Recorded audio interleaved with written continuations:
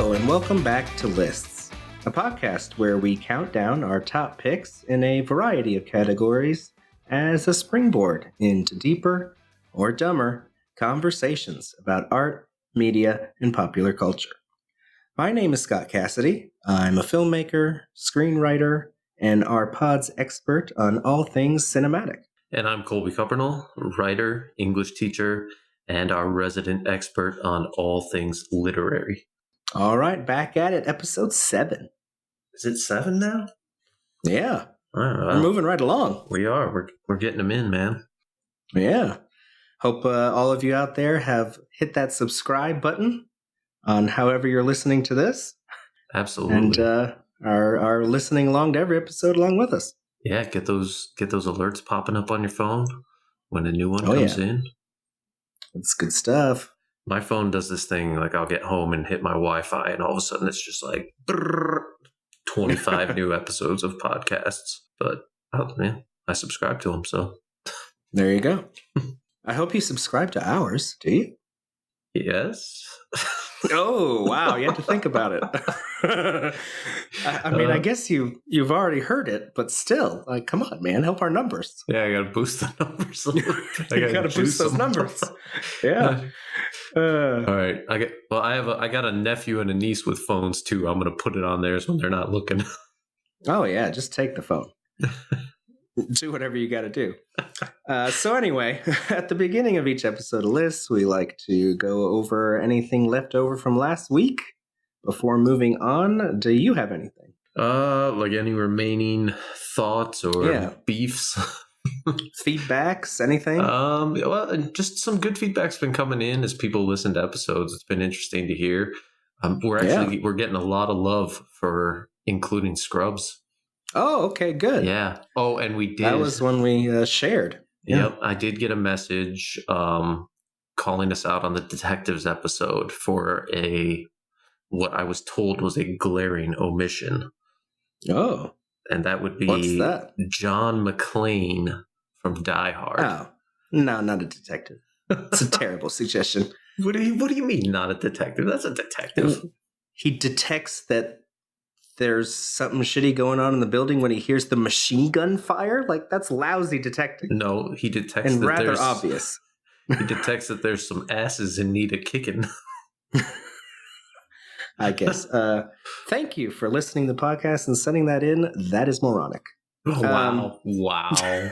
No, I'm going to defend this person's honor. I think that maybe it's a little bit of a stretch. He's kind of like more of an action hero than a detective. There's not a lot of like problem solving. Well, all right, there's problem solving, but there's not like crime solving. Problem solving, in the context of how to kill these dudes, there's problem solving. Sure, but there's no like detecting. Detective work. But we said it's open to interpretation.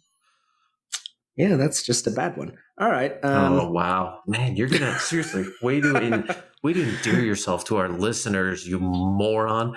Send me all your emails. So I love this them. Is right before we're going to go ahead and beg people to subscribe and give us 5 stars. You're going to insult the people who are giving us feedback. Oh, they love it. All right. Stupid ass. Actually, I got some feedback from our top 10 books you had to read for school podcast. Oh, a listener reached out to me and said that they checked out 12 Angry Men from the library and read it and loved it. Really? Hey, that's good. So I feel good about that one. All right. Yeah, I still need to read that one. Yeah. That brings up a point I wanted to bring up. I still need to do a lot of things. So my thought was maybe we could add as a kind of official segment here in the opening of episodes where you and I, catch up on some of each other's picks that we haven't seen and talk about when we see them or read them or listen to them. All right. Like in theory, I like the idea, right? In actuality, you got to do it. But so like if it's like an album or something, I can put that on Spotify and do it while I'm like lesson planning or something, right? Fairly easily. Or I can make my students listen to it while we're in the middle of independent work or something like that, right? Yeah. And movies are doable. But what if it's like a books episode? Well, it doesn't have to be next week. It can be, 2 months later. You've read it and you'll bring it up on the pod. All right, that's fair. That's fair. So it could be, all right, so you're not talking about like an immediate thing from the previous pod. It could be from any previous pod? Yeah. So you mean I gotta go back and listen to these again? Oh my God. Well, for example, I have not watched it yet, but I just got a copy yesterday of White Squall, your sticker pick from last week. Did you really? I did. I'm going to watch it. What was it, like $3 on Amazon to get the DVD? No, it was free. I illegally downloaded it. Which I just said out loud on a recording. Maybe not the smartest thing I've ever done. Brilliant call there. You might. I'm off to a good start this week. You might want to check with your attorney on what you should and should not say with regard to the acquisition of media. I purchased it legally in a store. There you go. It was used. You happened to find it right there in a bin. Oh my God, that's what we were talking about. Yeah, it was right there in Blockbuster, and I picked it up. I'm not going to lie, man. I'm kind of psyched to hear what you think of White Squall. Oh, nice. I think I'll have time to watch it this week, so maybe I'll bring it up next week. Cool. I need to rewatch it. It's been a long time. All right, we'll try to watch or listen to or read something that I've had on a list. Yeah, I know. I should. We can do that next week. Before revisiting my own, I should visit yours. That would be nice, if you don't want to hurt my feelings. Since when have I worried about hurting your feelings? Yeah, true. All right. I'm not going to start now. It's been 20 years. Nope. That ship has sailed a long time ago. Oh, it did. All right. Are you forgetting the basketball pool incident? No, I'm not, and I'm not bringing it up here. I'm moving right on. Well, I can see why you wouldn't want to bring it up. That'll be a tease. That can come up organically some other time. It just did. No, it feels like you forced it, just as you forced your foot into my way, tripping me. Just as gravity forced you down onto my foot because you rushed a terrible shot. And it was not a shot. I was blowing by you. You have the most selective memory, dude. You took this ridiculous, selectively accurate, idiotic jump shot. It was not a jump shot. I was driving to the rim. You tripped me, and I fell forward into the pole. Why was I into the pole if I'm shooting a jump shot? How do I get from there to there? You were driving. You try to pull up jump shot. Okay. Your momentum was still going forward because you were terrible at those. No. And as you came down, you landed on my foot and went forward into the pole of the basketball net. No, that's so wrong. I don't even know how to talk to you anymore. He went into it perfectly horizontally and then proceeded to wrap around it like a Twizzler. Yeah, not the way that your spine would naturally wrap around it, like the other way. And I seriously hurt myself, and I'm lying on the ground, writhing in pain, and there's my good friend standing over me, cackling and pointing and laughing at me. I wish there was tape of it, because if you had seen it, you would know why I laughed, because the way you wrapped around that pole was hilarious. I'm sure it was funny, but dude, in the moment, you gotta be a little kinder. I had no idea that you were hurt that bad. Did you not see me wrap around a freaking pole in a way a human body doesn't move? I did. That's why it was funny. Yeah, anyway, we've gotten off the rails already. Well, I feel like you should tell them what you then proceeded to scream at me. Show some fucking compassion, I believe is what I said. Between gritted teeth. Oh my God. And it still stands. I would still appreciate some compassion. And yet still, and I get teasing. To this day, I can picture it so clearly, and the look on your face while you were telling me to show some fucking compassion. And it makes me laugh till I cry. I'm going to cut all this out of the podcast. No one's going to hear this. Oh, don't act like you never laughed at any of my pain. Yeah, that's different. Your pain's funny. I feel like that's a really rhetorically weak argument. Yeah, perhaps. Anyway. Okay. That has nothing to do with it. We should a top 10 list of the funniest stories we have about the other person. Yeah, that'll be our 100th episode special. Oh, man. Yeah, we get some doozies. We've already laid a couple down here. The movie theater one was good. It was all right. No, that was good. Perfectly reasonable behavior. Absolutely not. For a lunatic. Anyway. All right, yeah. So I guess that wraps up our previous weeks. And we can move on to this week, which, by the way, is top 10 fictional rivalries. Fictional rivalries. Yeah, this was your idea, and I hate you for it. It was very, very difficult. I hate myself for it because it was hard as hell. Good. You get all the things you deserve. All right. The big thing for me, like, I felt like I should be having more from books, and yeah, I struggled. I don't want to spoil. I don't know. Yeah, we'll see. Maybe, maybe my list is a little more balanced than I thought initially. I have no idea. Whatever, I don't care. I'll be very interested to see what we both came up with. I think we're going to have 2 the same that I feel pretty confident about, and 2? The other 8, I really have no idea. Oh, okay. When you said you thinking 2, of the same 2? I wasn't at first. I was a little surprised you said 2. I thought one for sure. I know. And then the second one, I was like, what could that be? And then I thought, oh, okay. Yeah. I remembered that you like it too. Just not as much as me. Oh, well, we'll see if it's as high on my list as yours. Interesting. All right. Anyway, but the other 8, man, I don't know if we're going to have any of the same here. It'll be interesting to see if we thought the same anywhere. I'm gonna throw this out there. Are you ready? Okay. Yeah. I'm guessing there's gonna be one more the same. Oh, okay. Yeah, I could see that randomly. I have no idea which it will be. No, yeah, exactly. All right. Well, I hope all of you listening also played along and tried to think of your top fictional rivalries. And you can see if you came up with any of the same things we did. Yep. And if you agree or disagree or have additions, feel like John McClane should be a detective, let us know.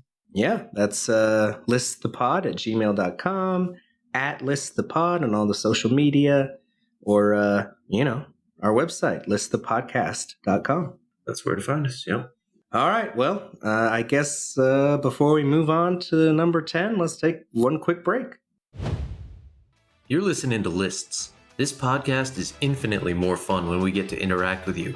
Send us your lists, tell us when you agree or disagree with ours, send us ideas for list topics you want us to take on, and join the conversation. You can reach us directly by emailing us at liststhepod@gmail.com. You can also follow us on Twitter, Facebook, and Instagram, all at liststhepod.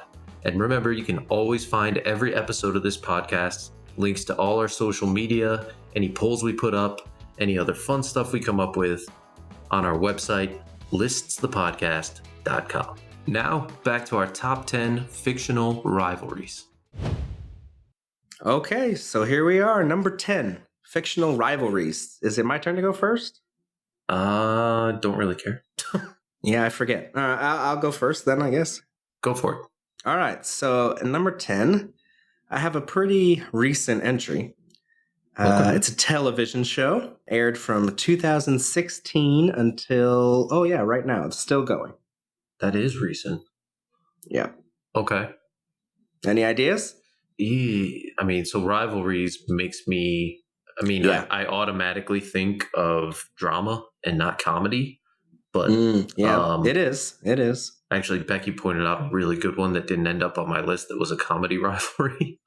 And okay. I'm kind of sad that it didn't make my list now. But anyway, so it's a drama, you said?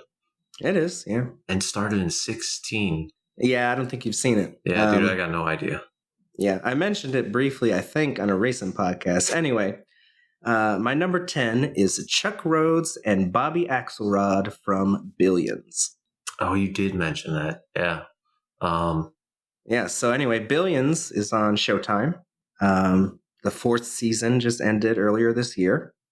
Season 5 will be sometime next year, I assume. And yeah, so. Well, what makes this rivalry interesting? All right, so it's on my list because Billions is a very fun show to watch. It's not like, I don't know, like golden age of TV, like top tier, one of the greatest shows of all time, anything like that.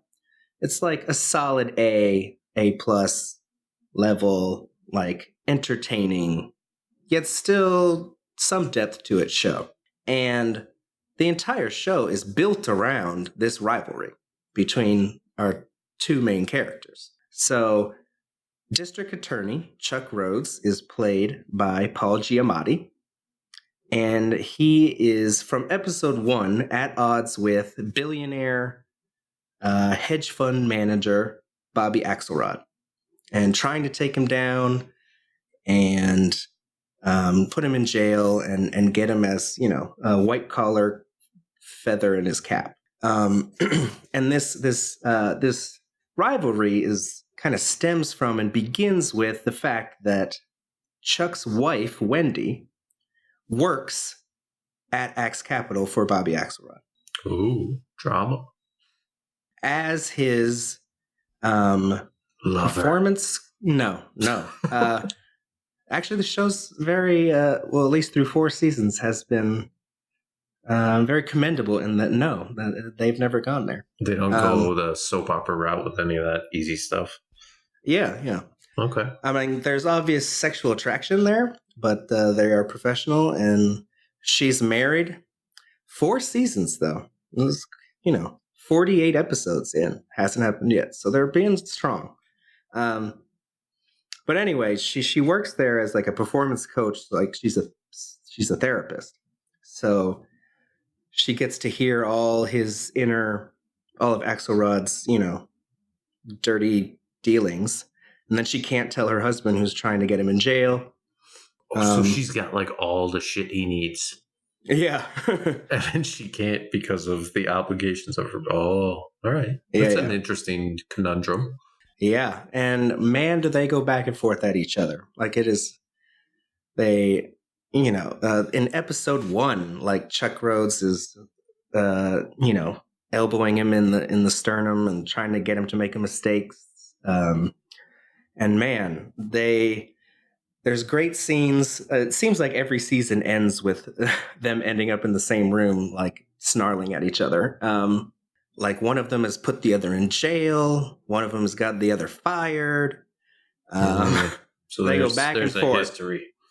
Oh, and it's the backbone of the show is this rivalry. So is this the type of rivalry that's like, I hate you because I see so much myself in you type of thing?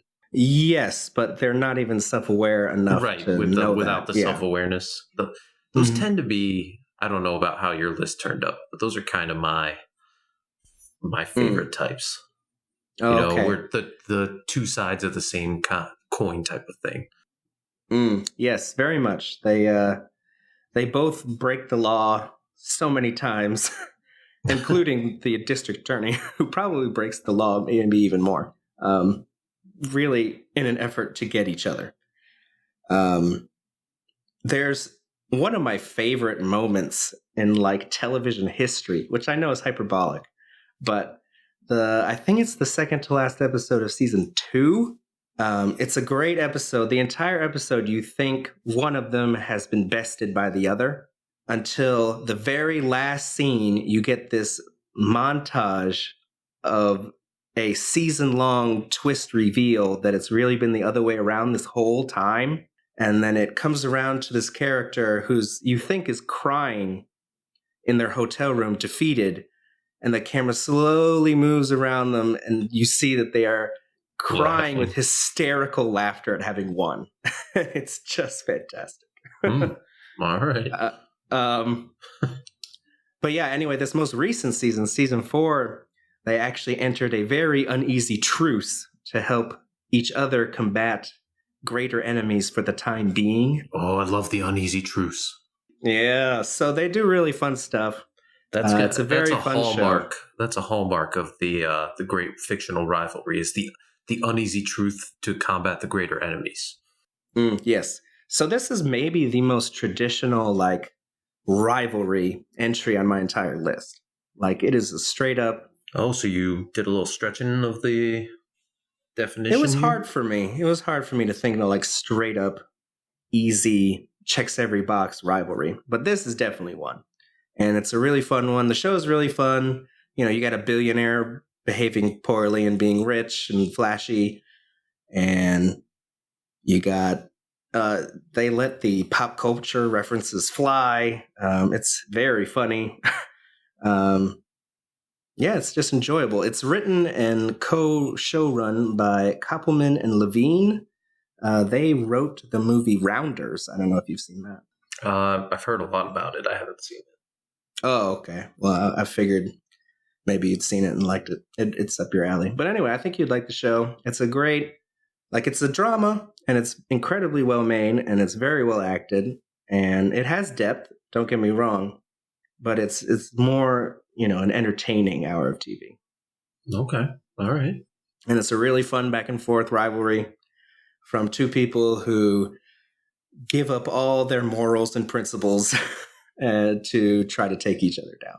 I like the giving up all your principles and morals to take your rival down thing. Again, another pretty common theme. Yep. Yeah, it's a pretty textbook rivalry, and it's really entertainingly done. Okay. So there you go. Number 10, Billions. All right. I like it. Not your sticker pick, right? Oh, no. I'll let you know when my sticker pick comes up. Okay. All right. All right. Billions. I'll put that on my list. But you said it's Showtime?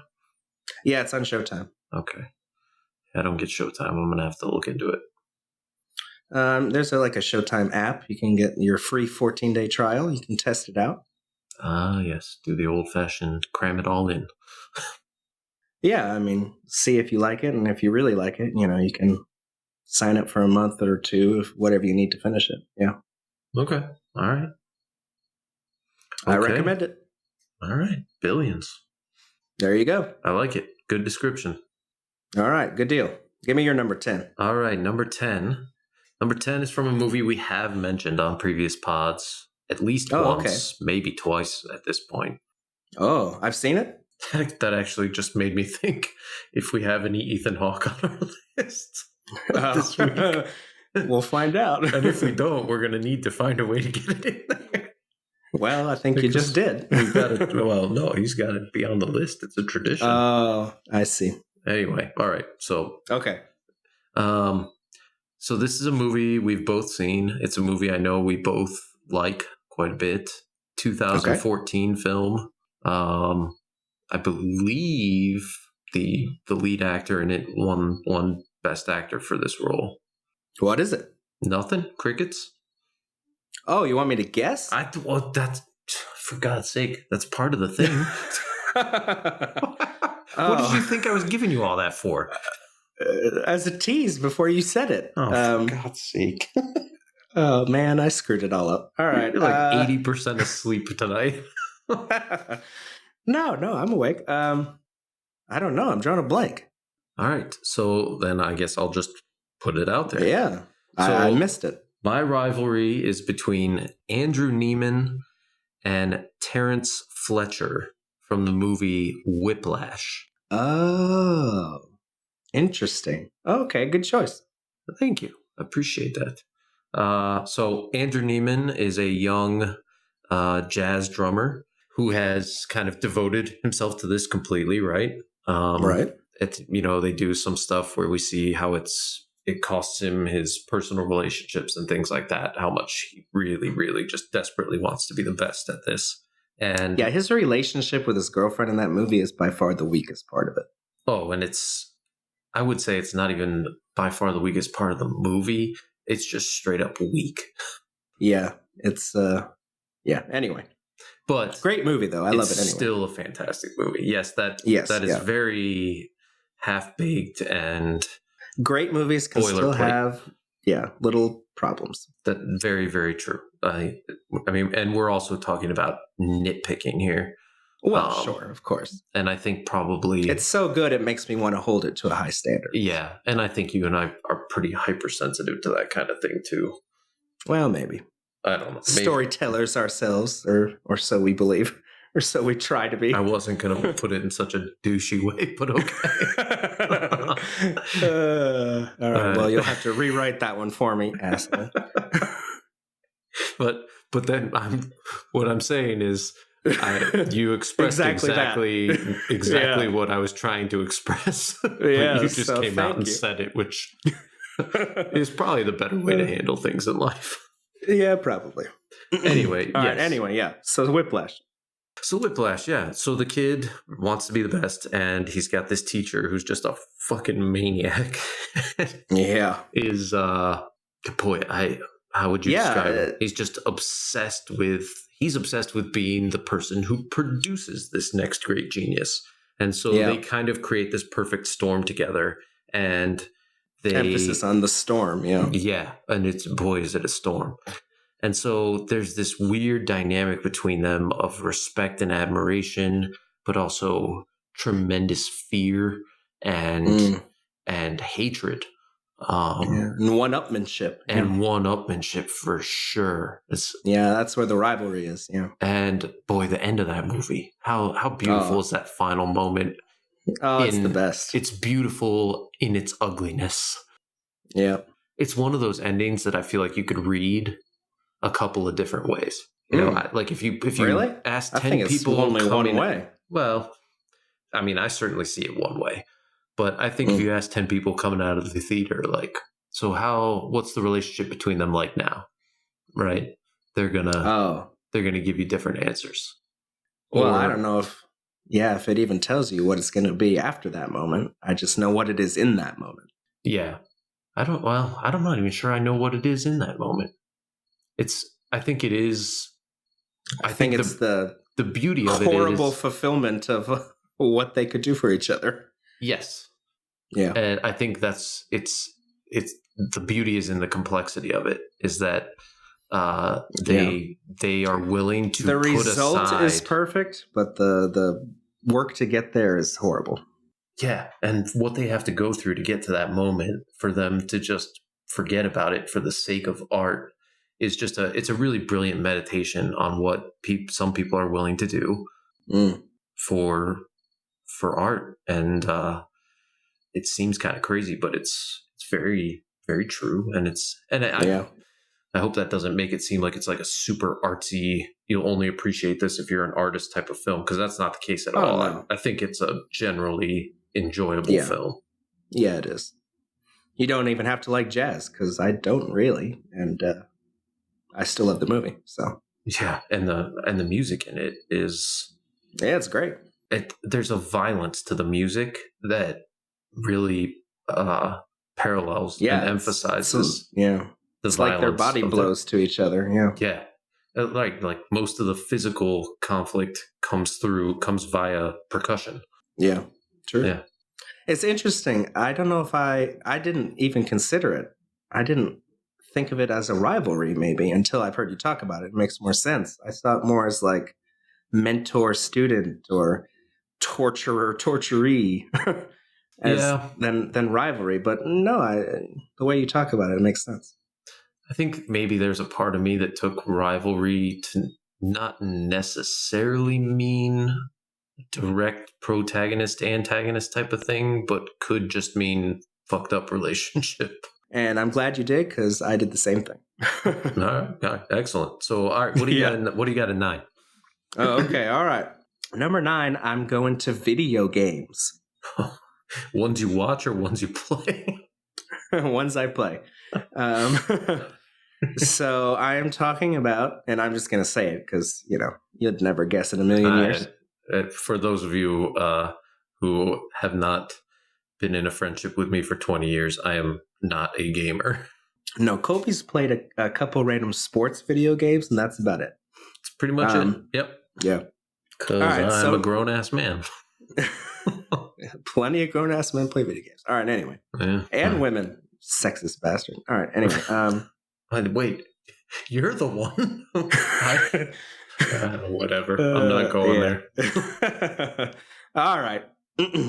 So my rivalry is between Commander Shepard and Saren Arterius from Mass Effect. Sorry. What is so funny? It's a character name. That just came in. I hear the names. I think about video games. I'm just thinking, Jesus Christ, this is nerdy. Yeah, obviously you haven't played or seen this one. Have you heard of Mass Effect? It's incredibly popular. No, I haven't. No, you haven't. Oh, okay. No, I live in a bubble. Yeah. All right. So the first Mass Effect, which is the one that Saren is in, came out in 2007. And Mass Effect 2 came out in 2010, and then 3 was 2012, and there was a fourth very terrible game that came out in 2017. And we're not going to talk about that one. Well, actually, we're not going to talk about any of them except the first one, because my rivalry is between Commander Shepard, who is the character that you are playing as, and Saren. So I guess I got to do like a quick summary of what the plot of this game is. It's a very story-driven sci-fi future adventure action game. It's got a great story, very cinematic. So anyway, you play Shepard, Commander Shepard, and Commander Shepard a man or a woman? Trying to picture this character. It can be either. Oh, you can choose. Well, that's a cool thing. Yeah, that's why it's just the last name. Commander Shepard. And do you get to choose ethnicity or anything like that, or? Oh yeah, Really? You have to be human, but yeah, you can change yours. So you can make it look like you, make it reflect you, or not. Yeah, if you don't absolutely. And there are, famously in the Mass Effect series, there are romances, and you can romance an alien, you can romance a male as a male. Romance an alien. Well, yeah. That just got said on our podcast. That's the title of the episode. You can romance an alien. That's fine.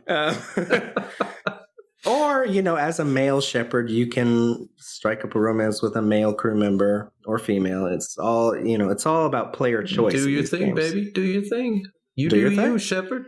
Whatever you want to do, Shepard. All right. I will say that is something that I think video games offer as a storytelling medium that I do really appreciate is the ability to interact. I mean, you interact obviously with any form of media that you take in, but you have an ability to be something of a creator in a video game world that you don't get. Yeah, a little bit. Mm-hmm. I mean, it's obviously limited by technology. Sure, right. But they can't write every branching narrative that could possibly take place. It would take forever. The ability to make the character whoever you want it to be and romance an alien is right.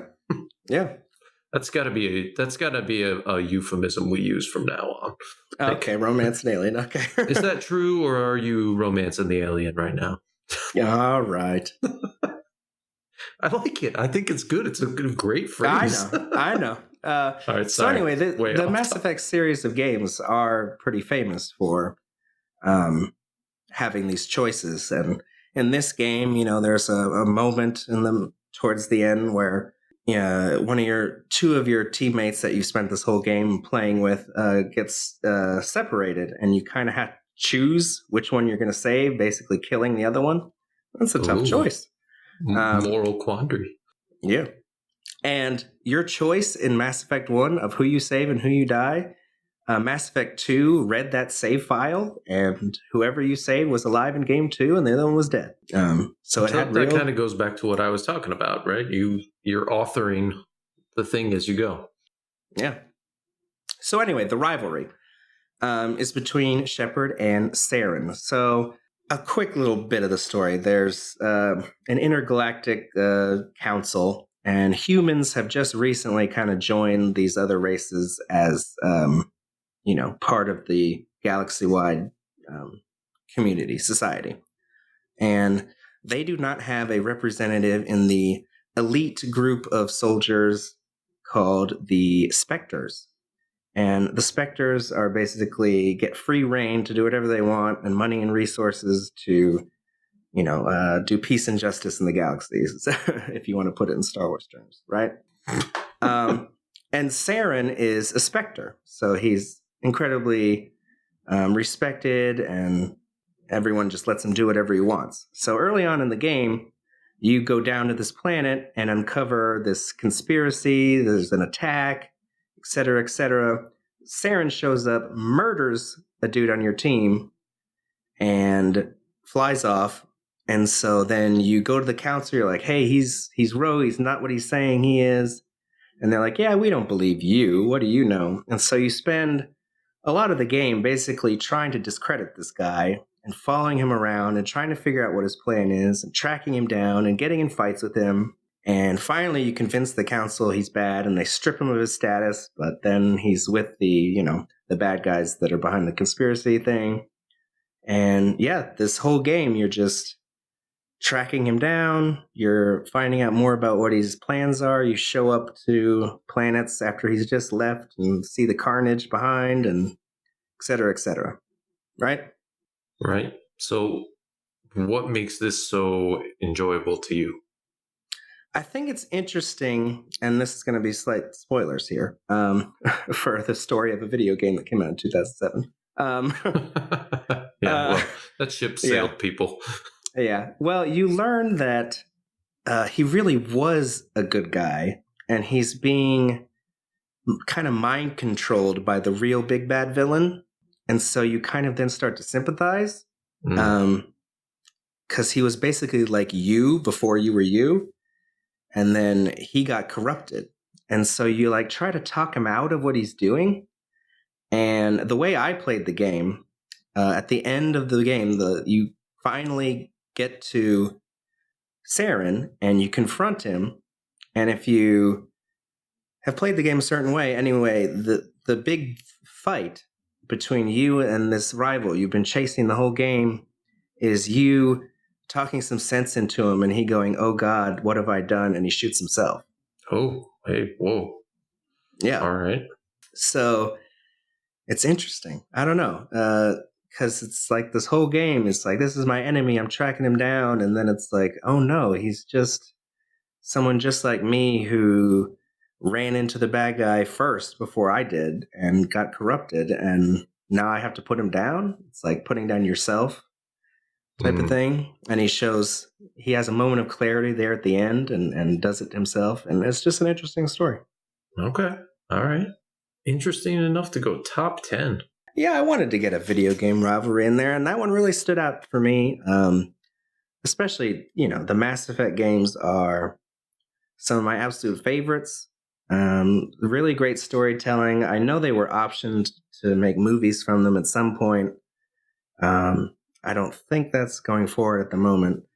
But it's an incredibly rich world. Like, the world building and the storytelling is like Star Wars level stuff. Like, Dude, that's bold talk. It's way up there. There's all kinds of politics and really well-drawn and interesting characters. Honestly, the storytelling is more fun than the gameplay. And it's really pretty good. Okay. All right. I mean, I have never encountered this. If you asked me to come up with a video game rivalry, I would probably say like Bo Jackson against every defense in Tecmo Bowl. Mario versus Donkey Kong. Yeah, I barely even get that one. Oh, okay. Well, he's chucking barrels at him. He has to get up to the... That son of a bitch. Yeah. But anyway, yeah, this is a very kind of cinematic storytelling heavy video game, and it has a great rivalry that is like the driving force of this narrative. So, and it was very memorable for me. I put it at number 9. All right. Hey, fair enough. Your list, man. All right. So give us your number 9. My number 9 is kind of interesting. It's from a genre we have not yet touched on, and I don't think we ever talked about it being a part of this. But I mean, you'll see in a second. That's actually a really good guess, but no, it's from a short story. Oh, okay. So interesting short story. Yeah, I think for my money. Do you think I've read it? Oh, I'm sure you've read it. Oh, okay. I'm sure you've read it. Don't be so sure. Point. You never know. Well, if you haven't, you need to, because if it's not the best short story written, it's tied with like 50 other incredible short stories for it. Very helpful, yeah. Well, I mean, there are just so many short stories that are... Who's the author? Absolutely perfect. It is a short story by James Baldwin. Oh. Yeah, you tip of your tongue? Yeah. I had a feeling it would be. No, I don't have it. Okay. Well, let me know if it's something you've read. It is the short story Sonny's Blues. No, I have not read it. Oh, dude. All right. You need to make a point of this. And it's a short story, so... Yeah, maybe I'll have it in time for next podcast. Not a major commitment. So Sonny's Blues is about two brothers living in Harlem during kind of the beginning of the... Well, not the beginning of, but during kind of like the 50s beat era, you know? And one of the brothers is a school teacher. He's the narrator. We don't know his name. He's just the narrator. Okay. And so he's a school teacher, and he has not been in touch with his younger brother, Sonny, who is a jazz musician, in a very, very long time, because Sonny has chosen this life that, and I remember explaining to my students, I had to explain to them that jazz at this time would have been looked at kind of the way that hardcore rap is looked at now. You know, the assumption being that everybody's addicted to drugs and everybody's involved in crime and all that kind of stuff. Oh, sure. Yeah. Just this giant stereotyping of it as an evil, right? Mm-hmm. So Sonny, all his life, has been into music and he's a pianist and he wants to be a jazz musician. And he and the narrator have this very troubled relationship because of it. And they take two very different views of life and what it means to live a good life. Okay. And I don't want to ruin it because it's it's just a short story. It's a very, very powerful story. And so, in our last pod, we talked about the ending to Before Sunset and how emotionally powerful that is. Yeah. I actually, here comes Ethan Hawke. Oh, okay. I'd be very curious to actually talk with him. So I'm officially inviting Ethan Hawke to the pod. Well, it is in his honor, apparently. Yeah, that's true. He should come on. Come on, Ethan. What are you doing? Seriously. All right. It's not like you got other stuff to do. You're not a busy guy who does literally everything. Yeah, seriously. You got plenty of time. Anyway, so I'm always very curious. If he based the ending off of the short story? If that the ending... Or it influenced it? If that the structure of the ending was influenced to some degree by the structure of the ending of Sonny's Blues, because it's got a very similar type of ending. That kind of just drop out, beautiful ending that you and I both love so much, Yeah, I love when it ends just right. And so it really, it's about these two brothers who just cannot, for the life of themselves, understand one another. They can't get each other. That's good stuff. And it's James Baldwin, so there are obviously a lot of racial elements at play too. A lot of the difficulty that the narrator and older brother has in understanding Sonny's choices is the knowledge that a good life at this time for an African American required sort of like a strict adherence to certain things, and to not be viewed in certain ways. And that Sonny is choosing this life where he's going to be even more ostracized than he already is incomprehensible to him. And when was this story written? So Sonny's Blues was written in 1957, or at least published in 1957. We know that a writer we've gone through that before. Could have been working on it for 25 years. But I'll just end it by saying this. This story is a masterpiece. And you and I, have we mentioned the gut punch on here? Because I feel like that's a key part of our vocabulary together that... Yeah, we got to make sure we spell that out. Okay, so Scott and I, we have this thing that we refer to as the gut punch. And I would say it's what both of us are constantly looking for in any art that we consume. Is that accurate? Yeah. Well, yeah, certain stories I want to get punched in the gut. Yeah. Yeah. And so what we mean by the gut punch is that it's just the emotional impact at the end of it. You feel like you just got punched in the gut. It's pretty straightforward.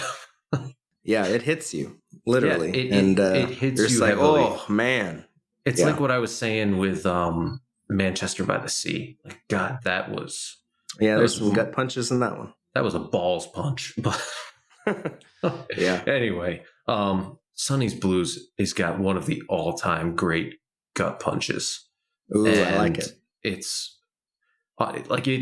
capable of moving you to tears. It's phenomenal. It's a masterpiece of writing. James Baldwin is just, you know, how we were talking about Phoebe Waller-Bridge and how she's a genius and how everything she touches turns to gold. Yeah. James Baldwin's the exact same.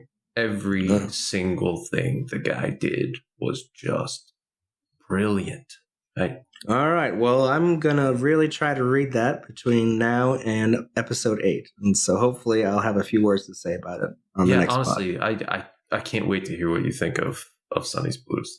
I'm looking forward to it. You're calling it an absolute masterpiece, and I've never read it. So that's super interesting. I can't wait. You will not find an anthology of contemporary short stories that does not include it. Yeah, I'm not worried about finding a copy. Yeah, I'll be all right. I mean, I'm just saying, like, it's not just me saying it's a masterpiece. This is an understood masterpiece.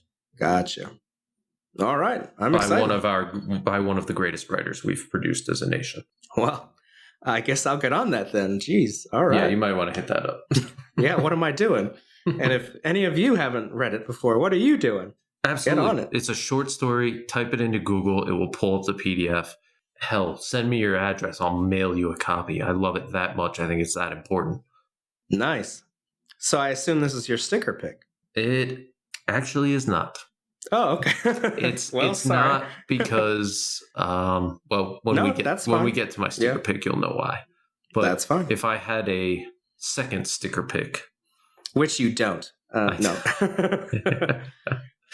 But I will. I've taught this short story so many times because it's magnificent. Yeah, I could go on. All right, Sonny's Blues. I love it. All right. What am I on now? 8?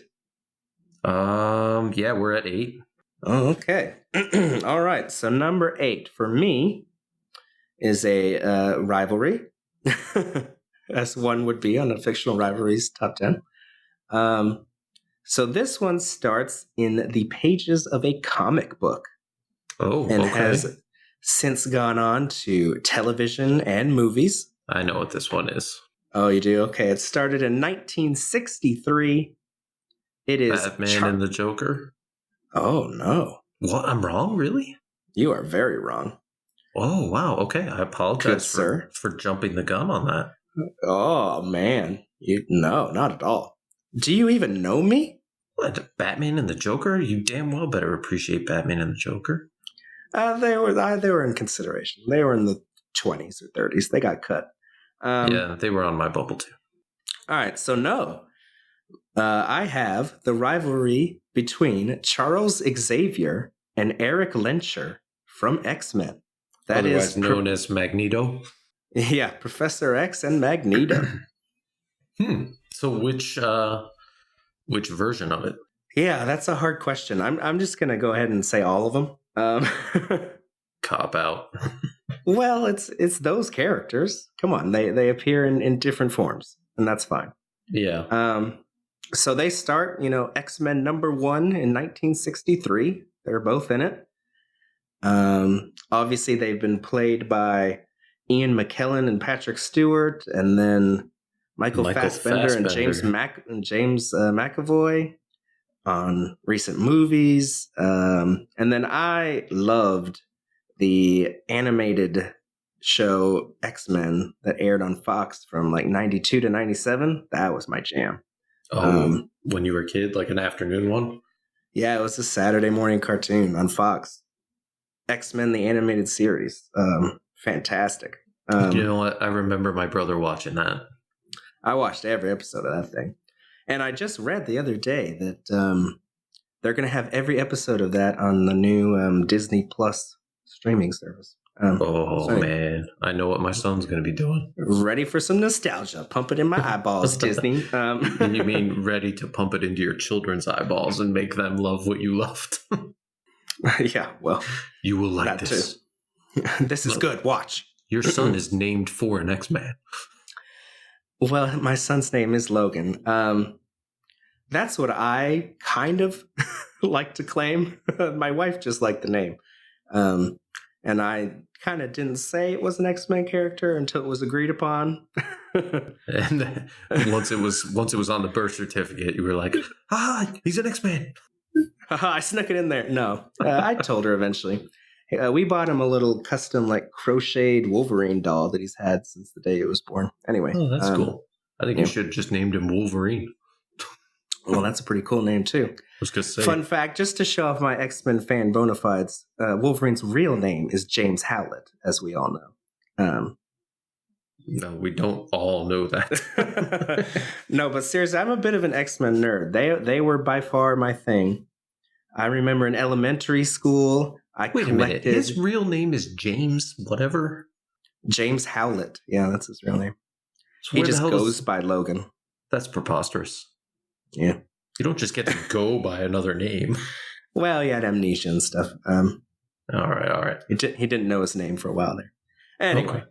Okay. Anyway, my rivalry is between Professor X and Magneto. So, just a random fact. They were created by Stan Lee and Jack Kirby in 1963 when it came out. And they have cited as influences on those characters Professor X by Martin Luther King Jr. and Magneto from Malcolm X. That's right. I remember hearing that. Which you can see when you think about it, because Professor X is very much the pacifist. Yeah. And Magneto is very much, you're either with us or I'm going to kill you. Well, if they if they hate us so much, then we will fight them for what we deserve and what our rights are. Yes, exactly. Yeah. For the fictional mutants in X-Men, right? The X-Men and mutants were always I think Stan Lee was very clear about that being a metaphor. Yeah, it was a very overtly political series. Yeah, yeah, and always has been. The movies very much framed it more as homosexuality or something like that. Like mutants came out to their parents in that scene in the first X-Men movie. No, that makes stuff sense. Like that. That makes sense in the context of the times when they came out, like early 2000s. Right, and the comics came out in the 60s, in the middle of the civil rights. Yeah. And unfortunately, we've always got a group of people. We've always got something, so we can continue to tell the story of Professor X and Magneto. Nothing more American than discrimination. But yeah, I was in elementary school. I was collecting X-Men cards. That was my thing. I didn't do baseball or football cards. I did X-Men cards. And cool guy. Anyway, yeah, I love the X-Men. So why is it one of my favorite rivalries? Well, I think it's because they kind of agree, just disagree on the methods. And Magneto's just straight up one of my favorite, if not my favorite, comic book villain of all time, because he's very sympathetic. He often teams up with the X-Men to face down more cosmic or bigger threats, right? And then there's that whole concentration camp backstory. His parents were right, and that whole thing. And it's just a fascinating dichotomy. There's a respect and almost love between Magneto and Professor X, and yet they battle each other for kind of the soul of all the other mutants, right? Right. Yeah, I mean, I get what you're. Jack and I, probably a couple months ago, some point during the summer, we watched, he was on a big superheroes thing because Avengers had just come out and Spider-Man Far From Home. And anyway, he had run out of Avengers movies and that. So I showed him. Boy, they got to make more of those. What are they? I showed him like X-Men First Class, and nice. Which I don't, can't really speak to the general quality of it. That's a pretty good one. It is what it is. It's pretty good. Yeah. But they do a good job in that of, like you said, the relationship between the two. It being really, I mean, it's like two brothers who just went down different paths. And yeah, it very much is. I think Stanley originally wanted to reveal that they were brothers, but they never did that. Yeah. Oh, yeah, that might have been a little heavy. Yeah. They figured it was metaphorical brothers enough. Yeah. Yeah, and it works well. I mean, my knowledge of it is pretty limited to those films. Yeah, I mean, I think those are pretty representative of what their relationship is in all its iterations. Seems like it from what you described. That sounds accurate to what my knowledge of it is. For all these stories and these things, they're always kind of there, butting heads, and yeah, it's a great rivalry. Yeah, that is a good one. All right, I like that pick. Right. I respect it. All right, thank you. All right, you're number 8. All right, number 8 for me. Number 8 is. Hold on, I've got some arrow drawing here because I moved one up. Okay, so number 8 for me is from a British television show. Television show is currently airing its 5th season, and you've heard me talk about this one a lot. You know that it is one of my favorite shows of all time, and it's freaking amazing. Do you got it now? No. Good Lord. Okay. Peaky Blinders. Oh, yeah. Sorry. I don't know why I couldn't think of it. That's all right. Yeah. Okay. Peaky Blinders. I still have never seen an episode. Oh, my God. I know. I got to get to it. Okay. I am officially changing my sticker pick at this very moment. Okay. You don't have to do it on my behalf. No. I'm doing it right now because Peaky Blinders is, I mean, as like you were talking about when you were talking about Billions, right? We live in the era of sort of prestige TV. Right. Peaky Blinders is as good as anything that's ever been on television. Oh, okay. So it is prestige TV. It is phenomenal. I mean, all you need to know is that Tom Hardy's in it. Yeah. And Cillian Murphy, right? Cillian Murphy. Get it right. Yeah, sorry. Cillian Murphy. My bad. Yeah, it's the Irish pronunciation. I never knew it either until a few years ago, until I started watching Peaky Blinders. And I was like, okay. Really?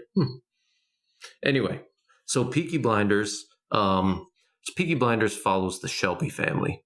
And the Shelby family are gypsies who live in outside of London. And they... Right. The Shelby brothers went to World War I and came back quite traumatized, each of them in their own ways. And Tommy Shelby is the strong, silent one who is not the oldest, but is the smartest, the most level-headed, has the most forethought. And so he sort of takes over the family business, which is horse racing. They're bookies for horse races, and they of course fix all the races. Of course, as one does. So and they get involved in obviously all kinds of things to make money, and really, so the show really traces the Shelby family's kind of rise under Tommy's leadership and the way he outsmarts the people that are after him. But one of the most powerful criminal underground leaders in London is a man named Alfie Solomons, who is played by Tom Hardy in what might be his best role. Oh, okay. He is incredible as Alfie Solomons.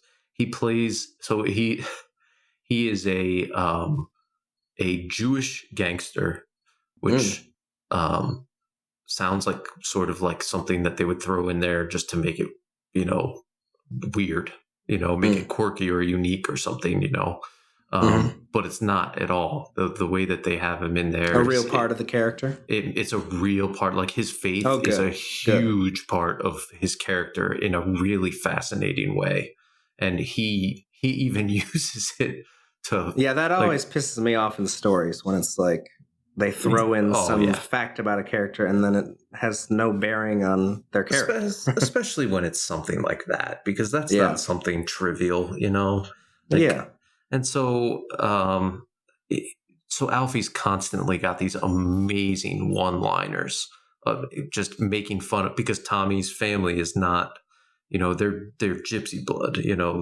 they have this, they're two blue-blooded Londoners and two even non-blue-blooded Londoners. They are, they're pikeys, they're looked at as being just trash. Okay. And so part of Tommy's mission is to kind of raise the family in this, social world. So anyway, Alfie's always got these great one-liners taking digs at Tommy for being a pikey and for being a gypsy and all the people around Tommy and where Tommy lives and stuff like that. Anyway, just go to YouTube and Google best of Alfie Solomons or something, and you'll watch a bunch of really hilarious lines delivered by Tom Hardy in a really, really thick accent. He's fantastic. Well, it's Tom Hardy. I'm assuming he's mumbling and hard to understand. That's his thing. I say that with love, thinking he's a great actor. But yeah, come on, dude. Enunciate a little. No, well, another thing he does, too, I noticed, is Tom Hardy, his go-to acting move is don't blink. I'm telling you, next time you watch anything with Tom Hardy, he does not blink. Okay. He constantly stares, spends a lot of time between words, and mumbles. Like you can like work your way into a Tom Hardy impression to be an Oscar-winning actor. Okay. Christ, he's so good. No, so I anyway, know. Yeah. He plays Alfie Solomons, who is this rival, and Tommy is summoned to meet with him, and Tommy wants to meet with him because he wants to strike a deal so that they're working together.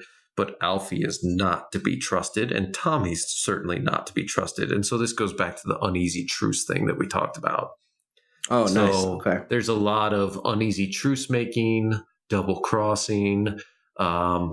So is the whole series kind of them going back and forth with Tommy trying to come up and... No, it's not. Alfie doesn't join the series until season 2. Oh, okay. So the first season is Sam Neill plays a detective from Northern Ireland who was sent by the British Empire to go over there and kind of quell the uprising. And so he's this really harsh cop. Okay. And he comes and they have to deal with him. And then season 2, now that they've kind of gained a little ground, now the people in London are paying attention to them because they're trying to make inroads into the bigger market, right? They arranged a meeting with him finally. Okay. Yes, exactly. They weren't worthy of Alfie's attention. I see.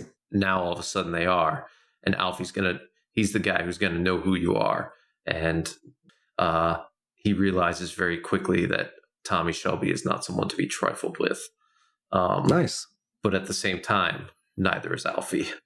And he's so goofy and eccentric and funny as hell that you have this weird affection for him.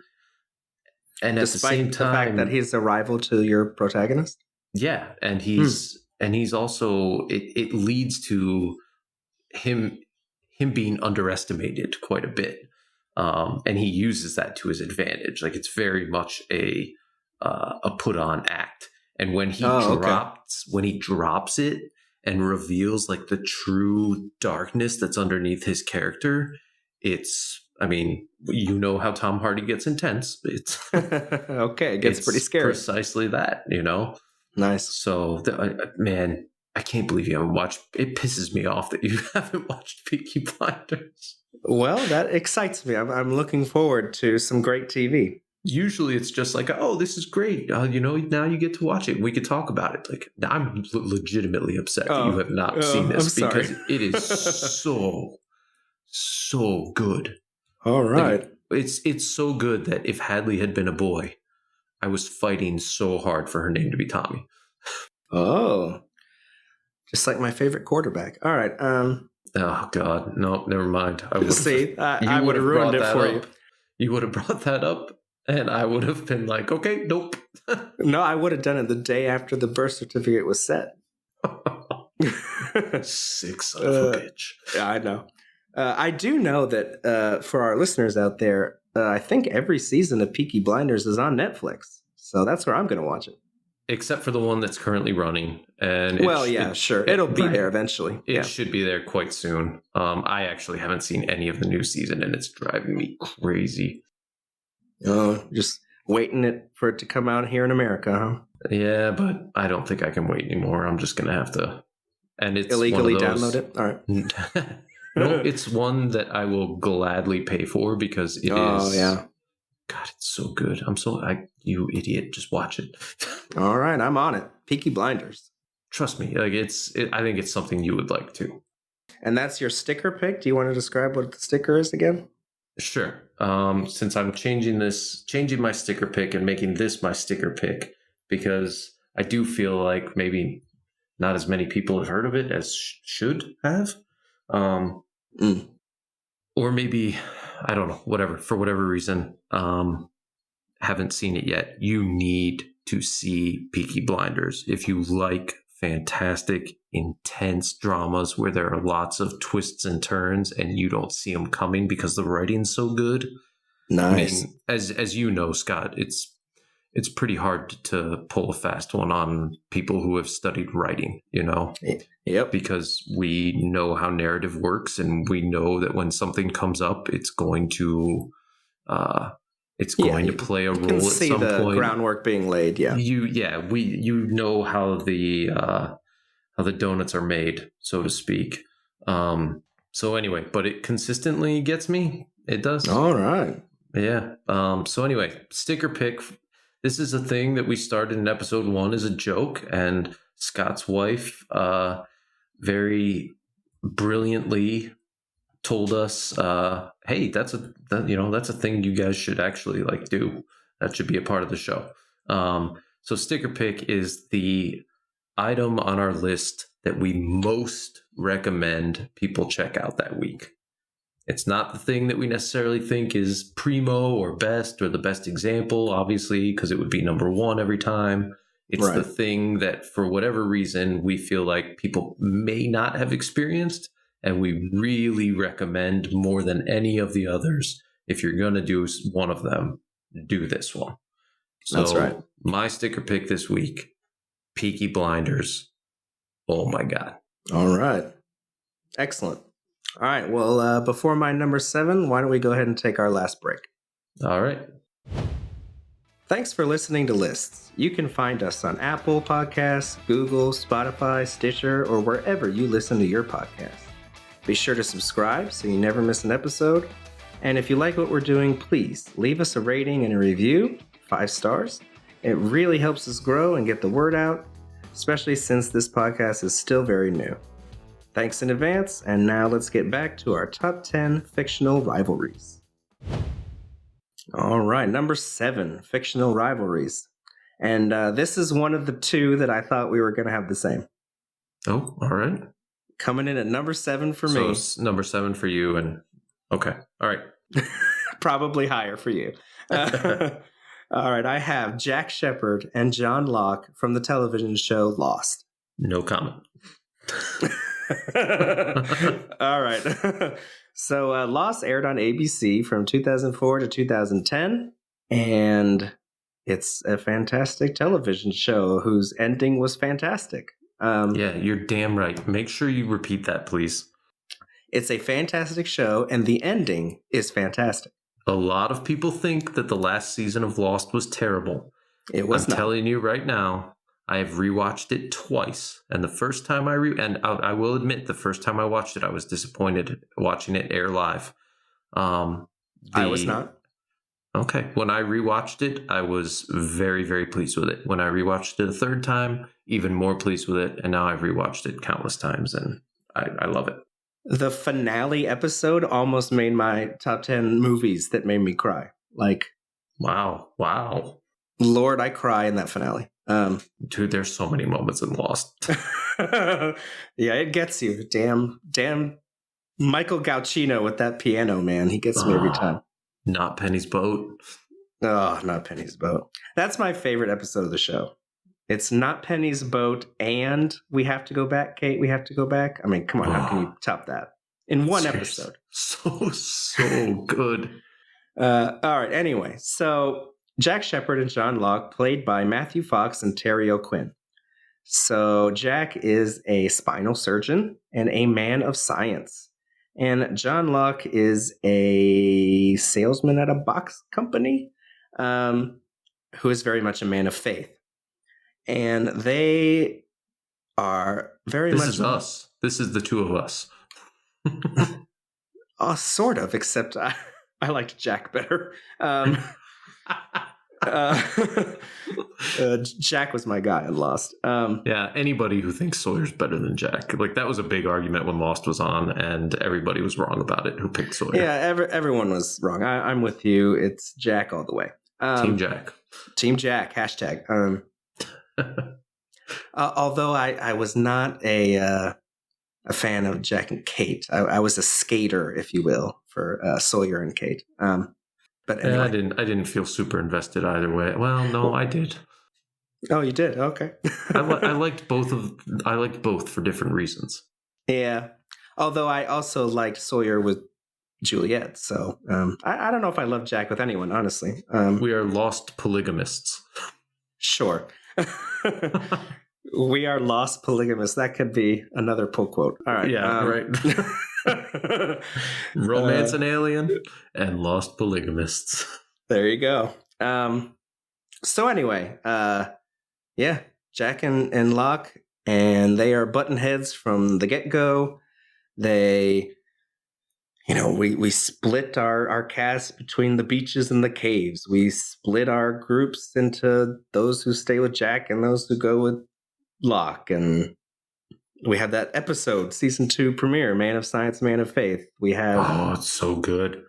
Why do you find it so hard to believe? Why do you find it so easy? Oh, it's fantastic. I want to go watch it right now. I'm so fired up. It's so good. Their whole fight over the button. The button. Oh. And I love the way... Nothing is going to happen. I know. And I love the way that Matthew Fox as Jack would, whenever he's pissed off, he would say, "Okay, John." Like, he would say his name John with such disdain. I mean, everyone else calls him Locke on the show, and he would, "Okay, John." All right, John, we'll do that. It was so great. You're right. I didn't singled that out, but it's so true. It's so true. But Locke was also condescending as hell to Jack in his own ways. Oh, of course he was. Like, Jack would be all worked up about something, and Locke would just talk to him in the calmest tone. Like, yeah, I'm knowing sorry that what he was saying was infuriating. Yeah. I'm sorry you feel that way, Jack. Yeah.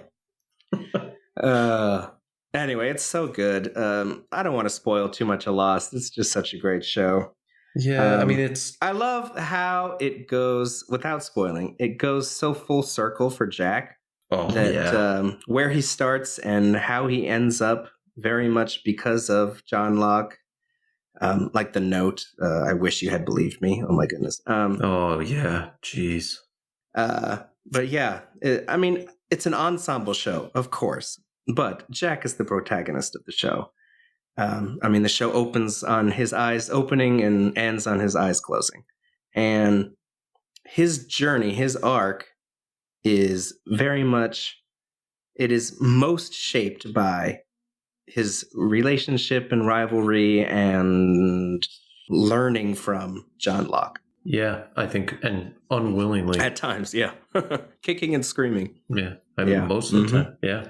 So anyway, it's one of the great TV rivalries, great actors, and yeah, Lost is just very good. Phenomenal performances and it doesn't get enough respect anymore. I think it's coming back. I think time has passed and new people are rediscovering it, and it's getting binged, and which helps, I think, the show, because it frustratingly teases out the answers very slowly, and if you binge it, you get them much faster.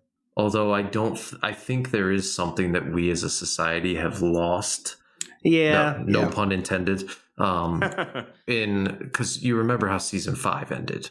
Well, with Juliet and with it going flashing to white. It just goes completely white, and you got to wait you got to wait a year to find out what happened. Yeah, I remember. First of all, I remember thinking to myself, "God damn it, that's a brilliant ending to a season." Just one of those moments of you just want to stand up and applaud.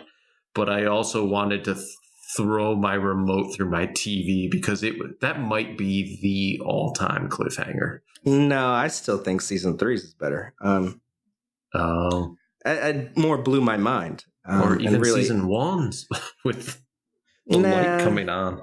That wasn't that big. I thought that was pretty big. Well, at the time, but oh man, so much more happens. Well, yeah, they definitely upped the ante as they went. God, Lost is so good. Yeah, it wasn't afraid of expanding its mythology, its scope. It just kind of went with the story and allowed itself to grow. And it was very interesting. And it's not without its flaws. Well, any show with 200 plus episodes is going to have flaws. It's just humanly impossible to have it tight and perfect for that many hours. Especially, I think, too, this was a time when you were not writing for binging. Right. You were writing for weekly watching, and they had to deal with the writer's strike. Yep. And they're writing to get people back week to week on a network TV show. A network TV show to be as good as Lost was. Yeah. I mean, is it the greatest show ever on network television? Yes. Yeah. All right. I thought that was going to be more of a think about it thing, but I think it's. Yeah, I think so. I don't think there's any question. Yeah. So anyway, that's my number 7. You can talk about it a little bit more when you have it up higher, and and I'll let you do number 7. Well, that's a bold assumption of you, sir. I'm way out on a limb. I know. Did my reaction give away that I might like this show? No, it was great poker face. Oh, yeah. I can usually tell how I'm going to feel about a person by how they feel about Lost. Yeah, it's one of your personal barometers. Yeah. Oh, it definitely is. Yeah. Okay. So you're number 7. So number 7 for me is from a book. Ooh, I like it. Yeah. And I actually was looking at my list, and I actually do have more literature represented than I thought. My list is 1, 2, 3, 4 works of literature out of the 10. So that makes sense. You're our literary expert. Yeah. And I thought maybe it would be more than that, and I probably could have pushed it, but there are just so many. Do your honest choices. That's what you got to do. Anyway, number 7. Give me some info. I want to guess. Okay. All right. So the book was published in 1994. It is the second book in a trilogy. It's the Border trilogy, right? Yes. So John Grady Cole is the main character in All the Pretty Horses. Right. The second book, which is called The Crossing, is about the main character of that is named Billy Parham. And then in the third book, Cities of the Plain, we meet them again as adults, and they work together. And so the first book, All the Pretty Horses, deals with John Grady Cole's early life. The second book deals with Billy Parham's early life. And then the third book is their adult life, where they have, just kind of, they know each other. So Billy's rival, which is another type of rivalry that we haven't really gotten to yet. It's good. Sibling rivalry. Oh, nice. And I think literature does have a great tradition of sibling rivalry. Well, I mean, Sonny's Blues a little bit. Oh, that's, you know what? You're absolutely right.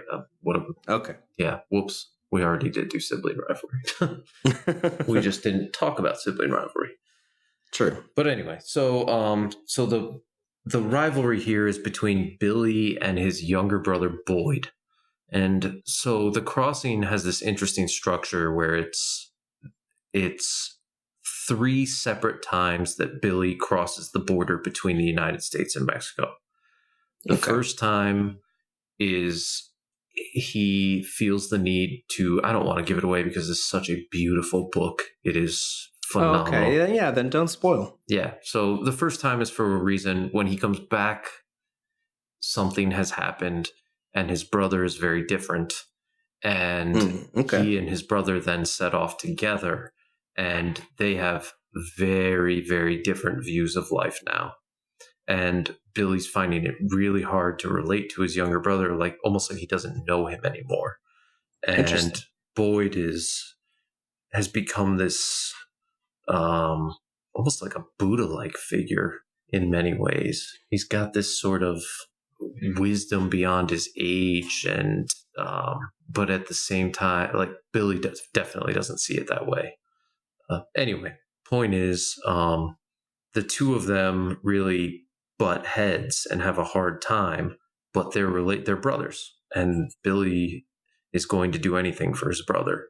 And when his brother gets into a little trouble, that's when this book gets very, very touching, and where this rivalry is kind of put aside for what needs to happen. And the reason this is so high for me, or is on the list, is that, well, it's McCarthy. The writing's great. Well, the writing is unbelievable. McCarthy's our greatest living writer, especially since Toni Morrison recently passed. It was him and her. But our greatest living prose stylist by far at this point is Cormac McCarthy. And they keep saying he's writing a new book, but they've been saying that for like 10 years. So I don't think it's going to happen. Put it out, man. Hurry up. It's not going to happen. You never know. He's pretty old. I think he's done. And his interest, actually, I think he published like a scientific paper like 2 years ago or something. Like he's interesting. He lives out in Taos, New Mexico, and he hangs out at this institute where it's all mathematicians and scientists and stuff. And like, he hates writers. He hates talking about writing. He famously doesn't do interviews. Like he thinks that the thing he's devoted his life to and he's best at is complete bullshit. So come on the pod. No. Yeah, come on, Mr. McCarthy. We would love to have you. I'm sure you're listening. Yeah, I'm sure he's an avid podcaster at 88 years old or whatever he is. Well, you never know. But anyway, all right. Cormac McCarthy. First of all, you should read anything you can by Cormac McCarthy. He's a genius. I always recommend to people to start with the Border trilogy, or with, actually, I would recommend that people start with The Road, because it's so powerful and so uniquely poetic that you're going to be sold on everything this man has ever written. No disagreement from me on any of that. Yeah.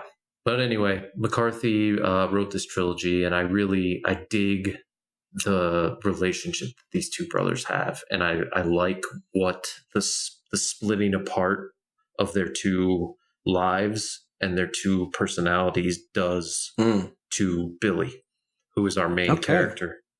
Interesting. It's phenomenal. It's so good. All right. I like it. That's another one on your list I got to catch up to. Have you not read The Cross? Really? I've not read The Crossing. I know, you've read all the Pretty Horses, though. I've read all the Pretty Horses. And loved it. Yes, of course. And Blood Meridian and The Road. And I've read one more. I forget. No Country for Old Men, I imagine? No, I didn't read it. Oh, really? No, I just... That's all right. Coen Brothers basically did it line for line. Oh, okay. Oh, well, then that's fantastic. Thank God they did, yeah. Yeah. Suttree? Yeah, Suttree. Okay. Yeah. All right, cool. Yeah. I guess I'll move on. Number 6. All right, do it. All right, so my number 6 is a movie, and this rivalry is a little interesting in that these characters do not meet each other until about 2 hours and 10 minutes into the movie. Oh. But like the whole movie is leading up to them meeting and their confrontation, right? So you've seen it. It came out in 1979. Give me an actor. Well, that'll give it away. Martin Sheen. Oh, really? Mm-hmm. Apocalypse Now. There you go. Okay. Oh, wow. Okay. Yeah. So my number 6, I have Captain Benjamin Willard and Colonel Walter E. Kurtz from Apocalypse Now. Marlon Brando. That's right. So Martin Sheen and Marlon Brando. So basically the movie opens with Captain Willard getting called in for duty when he is totally unfit to. Oh, yeah. And he gets handed a dossier on this Colonel Kurtz by a young Harrison Ford. That's right. Was it his first film role? No, it wasn't, but it was really close to it. Yeah. Yeah, he filmed it about the same time he filmed Star Wars. Oh, that's right. It was 79. Yeah, that's right. Yeah, but I mean, that took a long time to make that movie. So he filmed all kinds of problems with the filming of Apocalypse Now. Yeah, that's a whole nother movie. It literally is a whole nother movie. It's a documentary. Yes, it is. Called The Hearts of Darkness. It's a documentary. Yeah.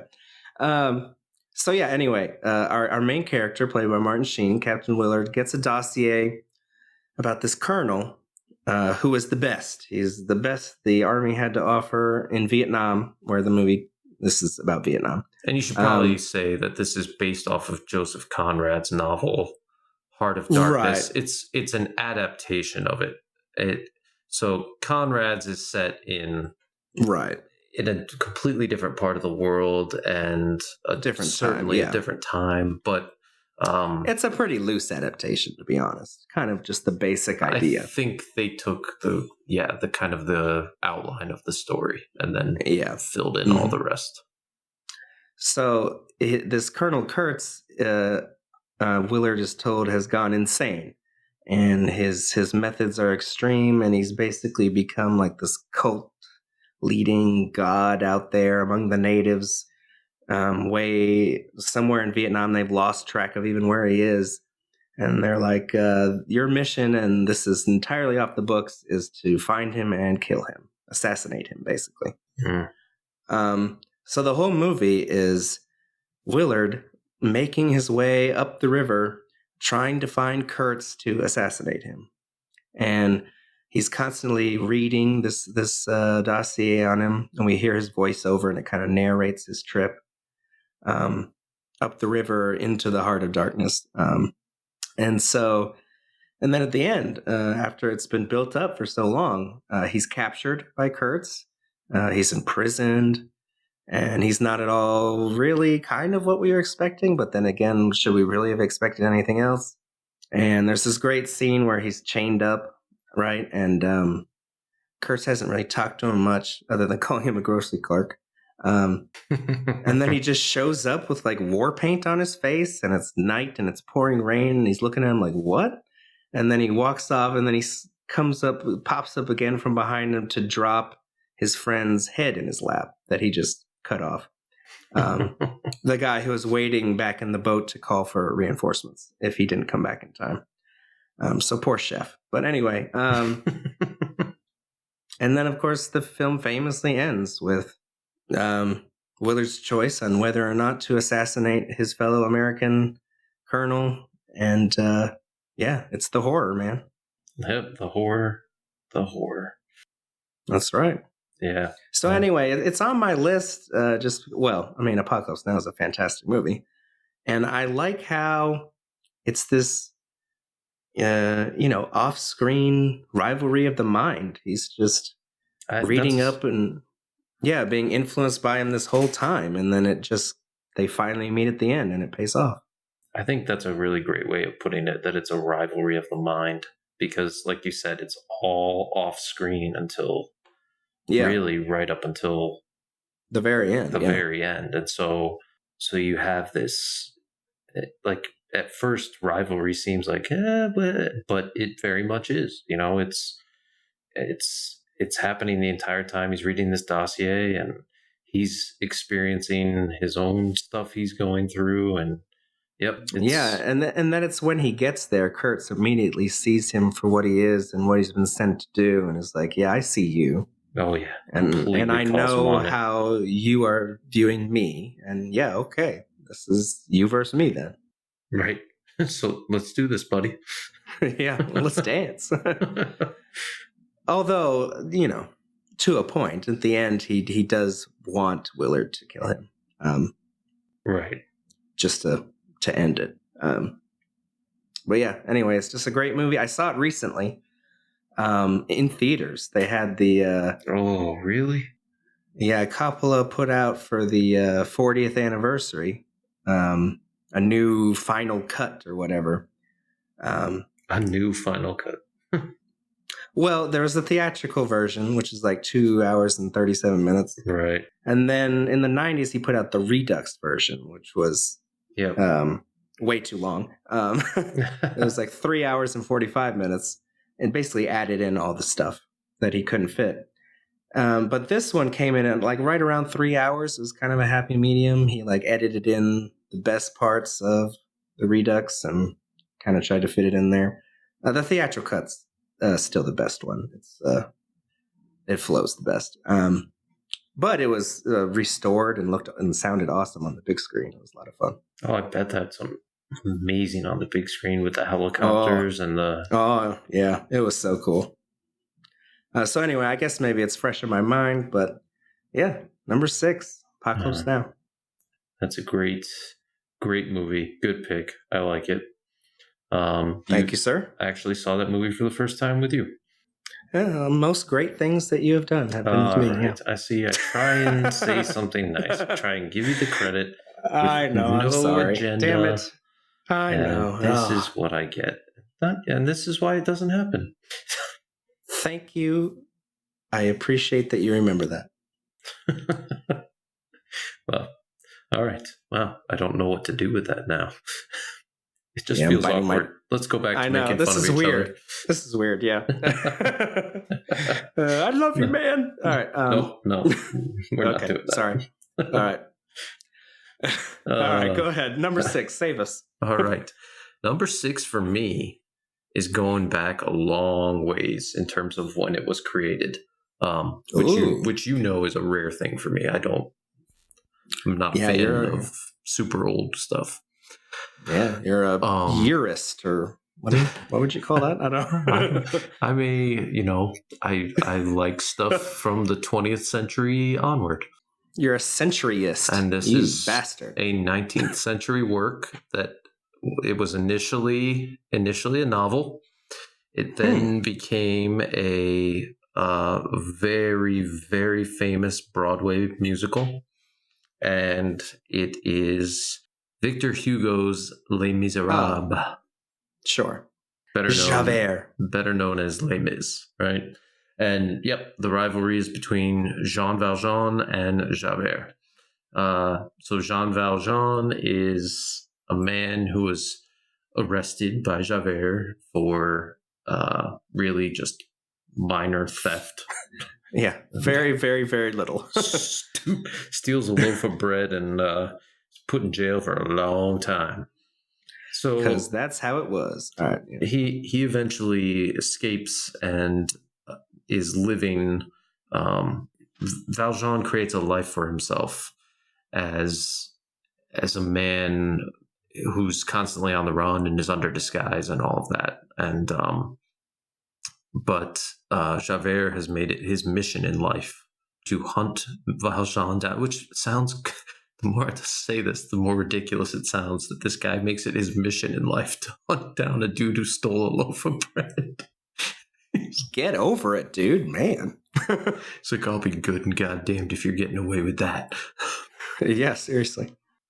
So anyway, Valjean is making a life for himself, and in the midst of the French Revolution, Javert is pursuing him, and obviously picks up that he is living under a pseudonym and an assumed identity, and they have this.